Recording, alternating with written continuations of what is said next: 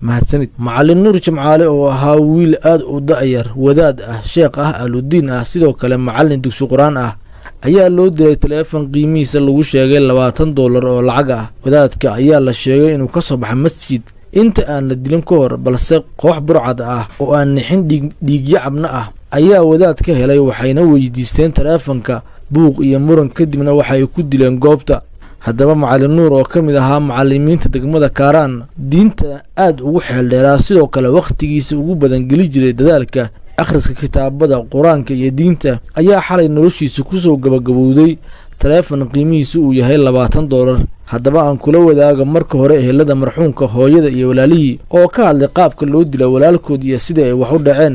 waxaan ku leeyahay yaarkayga gacan ka gardarana dishay, masaajid oo ka soo baxay, kitaabo cilmi oo galaaya, macallin dugsi oo ahaay.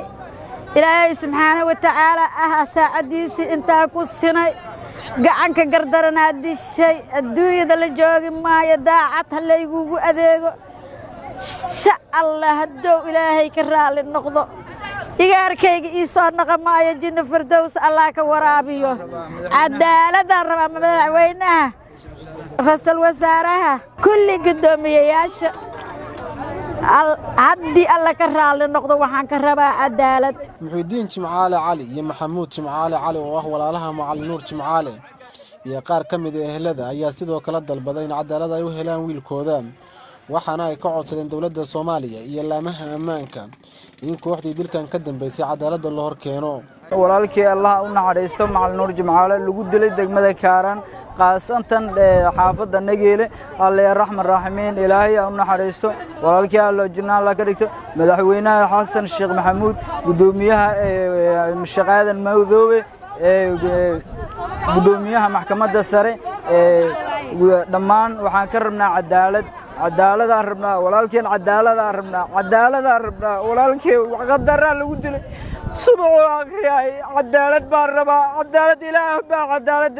madaxweynaha, ra'iisul wasaaraha hadday u maqlayaan, cadaalad baan rabaa walaalkeen, cadaalad baa u rabaa. ilaah baa weyn, cadaalad baan rabaa walaalayaal, cadaalad baan rabaa. walaalkay Allah u naxariisto, gacan ka gardarna dishay, cadaalad u baahanahay. Kaaraan waxa ka dhacayna 1 iyo 2 iyo 3 xataa maahan, wax loo dul qaadan kara maahan. waa inay dawladda wax ka qabato oo cadaalad la hor keeno, oo sharci la hor keeno. waa nin uu la diiray, waa nin uu la qeeray, waa nin kitaabo cilmi masaajidka uu soo dukaday, kitaabo cilmi uu soo dhigay. marka wax loo adkaysan kara maahan, wax ku badamay dadka dugoona. marka waxaan leenahay cadaalad dawladdu waxa ka codsanayna. dhinaca kale waxaa soo baxday warbixin aad u yaab badan oo sheegaysa in markiiba gacanta lagu soo dhigay kooxdii dilka ka dambeysay oo aad aragtaan muuqaalkooda. haddaba aan iyana kula wadaago warbixin laga soo diyaariyey iyo in gacanta lagu dhigay kooxdii dilka u geystay macallinkan maskiinka ah. magacaadi maxamed ka tirsan guudka 14 Oktoobar ururka 146 ee Soomaaliya aadan. okay ayaadi magaca ما فرقة عبد الساق فرقة ما هذا عبد الساق عمر نو أوكي أول عيد بطح ما يم هذا معاه ياسين داران ياسين داران عيد ما كنت أو عيد قليل كور أنت أنا جدا أقرن شيء كذا وحنا قاعد سنة مركو هري قال كان إن لو ذاك تسحب بدأ الشيء كذا إني أقرته هل كان دونين فجأة markale ayaa magacyadu ku weelin doona. waxa laga yaabaa inaan si fiican u maqlin. kan koowaad waxa lagu magacaabaa Shirwa Hilowle Maxamed. wuxuu sheegay inuu yahay askari ka tirsan ciidamadii 14 Oktoobar, kuwaas oo ay dawladda qoratay wixii ka dambeeyay qaraxii Zoobe markii uu dhacay. kaas oo ahaa 14 Oktoobar.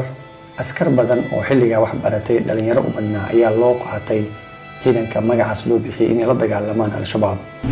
kan labaad wuxuu leeyahay waxa lagu magacaabaa Cabdirasaaq Cumar Macow. isagu wuxuu leeyahay miya askari, laakiin kan saddexaad Yaasiin Daahir Cali ayaa la haysan wuxuu leeyahay miya askari.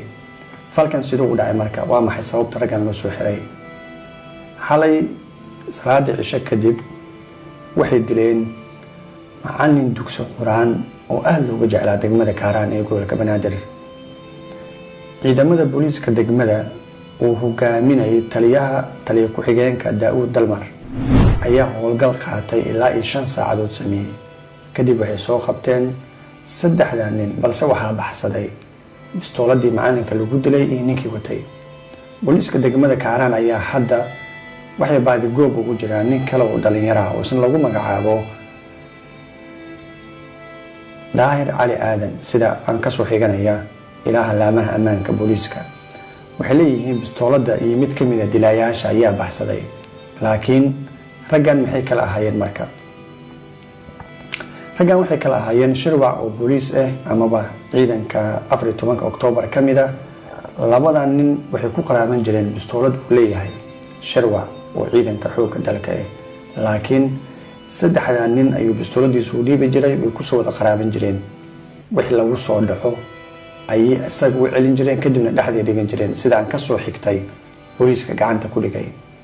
shakhsiga ay dileen marka muxuu ahaa? macallin dugsi quraan ayuu ahaa. maalinta jimcaha oo maanta ah wixii ka dambeeyay salaada jimcaha kadib ayaa lagu balansanaa in 14 arday oo dugsigiisa quraanka kariimka ka qalin jibiyay inuu u dhigo xaflad. macallin walba ayaa suuga maalinta farxadda arday